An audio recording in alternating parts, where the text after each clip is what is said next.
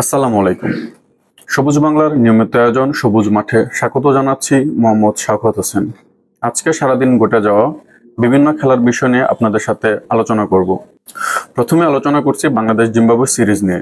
গতকাল গণমাধ্যমে নাজমুল হোসেন শান্ত বলেছিলেন নতুন বাংলাদেশকেই দেখতে পাবে সবাই। প্রতিশ্রুতি দিয়েছিলেন সেট হয়ে গেলে তিনও বড় ইনিংস খেলবেন। অথচ ঘটল সবই তার বিপরীত। সিলেট আন্তর্জাতিক ক্রিকেট স্টেডিয়ামে গতকাল মধ্যাহ্ন বিরতির পর দেখা মেলে গুড়ি গুড়ি বৃষ্টির। তবে এই বর্ষণের চেয়ে বেশি গতি ছিল বাংলাদেশের উইকেট পতনের। একের পর এক ব্যাটসম্যানের বাজে শটের মহড়ায় মাত্র 191 রানে গুটিয়ে যায় স্বাগতিকেরা। বাংলাদেশের পক্ষে মুমিনুল হক 56 ও অধিনায়ক নাজমুল হোসেন শান্ত 40 রান করেন। জিম্বাবুয়ের পক্ষে ব্লেসিং মুজারাবানি ও ওয়েলিংটন মাসাকাজা 3টি করে উইকেট নেন। এছাড়াও নিউসি ও উইলিয়াম মাদেবেরে 2টি করে উইকেট নেন। ব্যাট করতে নেমে দারুণ শুরু করে জিম্বাবুয়ে। 14.1 ওভারে বিনা উইকেটে 67 রান সংগ্রহ করে তারা। ব্রিয়ান বেনেট 40 ও বেন কারেন 19 রান করে অপরাজিত থাকেন। দাবায় আন্তর্জাতিক মাস্টার IM হতে 3টি নরম দরকার। ফিদে মাস্টার তাহসিন তাজওয়ার জিয়া তার বহুল কাঙ্ক্ষিত তৃতীয় IM নর্মটি পেলেন আজ। হাঙ্গেরির বুদাপেস্টে ফারাগো ইভান মেমোরিয়াল গ্র্যান্ডমাস্টার দাবায় 10ম রাউন্ডে স্বাগতিক দেশের গ্র্যান্ডমাস্টার গেরগেলি আতশেলকে হারিয়ে লক্ষ্যে পৌঁছান তাহসিন।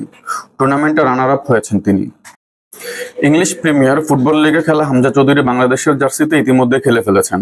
এরপর বাংলাদেশি বংশোদ্ভূত অনেকে খেলার আগ্রহ দেখিয়েছেন। কানাডা জাতীয় দলে খেলা সামিত সোম 11 এপ্রিল আনুষ্ঠানিকভাবে সম্মতি দিয়েছেন। আজ তার জন্ম নিবন্ধন হাতে পেয়েছে বাংলাদেশ ফুটবল ফেডারেশন বাফুফে।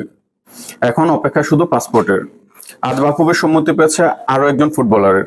বাংলাদেশের হয়ে খেলতে আগ্রহ দেখেছেন ইংল্যান্ডের অন্যতম ক্লাব সাদারল্যান্ডের ফরওয়ার্ড অনূর্ধ্ব-21 দলে খেলা কিউবা মিচেল। এনামুল হকের 50তম সেঞ্চুরি দিনে ঢাকা প্রিমিয়ার লিগে জিতেছে আবাহনী, মোহামেডান ও গাজী গ্রুপ। সর্বশেষ জয়ে 13 ম্যাচে 22 পয়েন্ট নিয়ে শীর্ষেই আবাহনী। সমান ম্যাচে 20 পয়েন্ট নিয়ে 2-এ মোহামেডান, 18 পয়েন্ট নিয়ে 3-এ এনামুল হকের গাজী গ্রুপ। সেঞ্চুরি পেয়েছেন রনি তালুকদারও।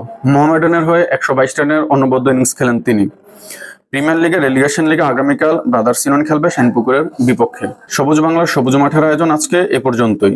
ধন্যবাদ।